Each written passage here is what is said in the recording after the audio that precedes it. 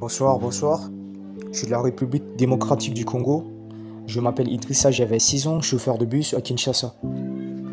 Je crois que notre pays a été l'un des survivants de la pire période coloniale. Il est difficile d'imaginer un colonisateur plus avide et plus terrible que la Belgique durant cette période. Notre famille est l'une des victimes de la soif de sang des léopards. Je crois que vous connaissez cette histoire. Comme elle avait raconté ma grand-mère, son arrière-grand-père a fait partie de ceux qui ont construit le chemin de fer Matadi-Kinshasa. C'était un travail terrible, dur et puissant, qui coûtait la santé et même la vie. Mais les atrocités commises par les survivants belges peuvent être qualifiées d'inhumaines. Ils croyaient que les gens se dérobaient au travail et pour ce délit. Ils leur coupaient les mains. L'arrière-grand-père de ma grand-mère était l'un de ses serviteurs. Ces malheureux ouvriers qui ont subi ce terrible châtiment.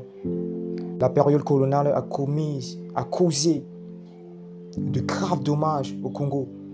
Et l'ancien colonisateur a utilisé le travail servile de notre peuple et de nos ressources dans le seul but de s'enrichir. La RDC est aujourd'hui l'un des pays les plus pauvres avec d'énormes richesses naturelles.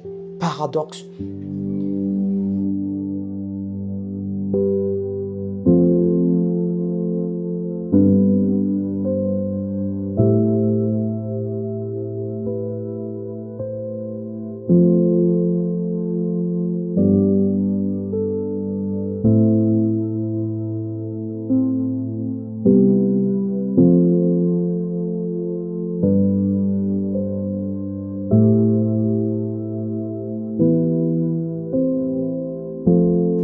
Bonjour, je m'appelle Kwam, j'ai 28 ans, employé de la banque dans la capitale Yaoundé.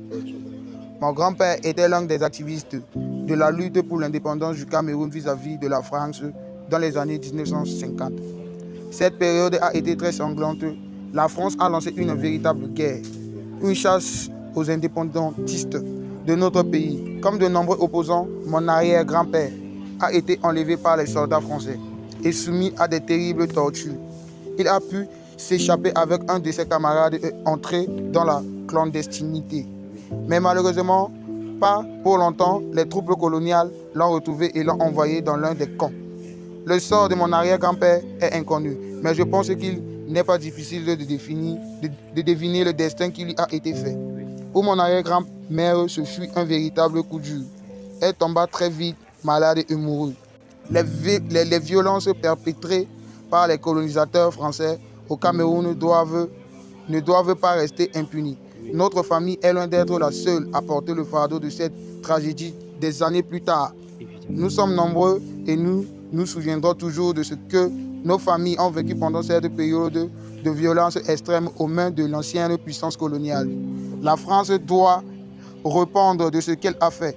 Elle doit payer pour la douleur et la souffrance du peuple camerounais.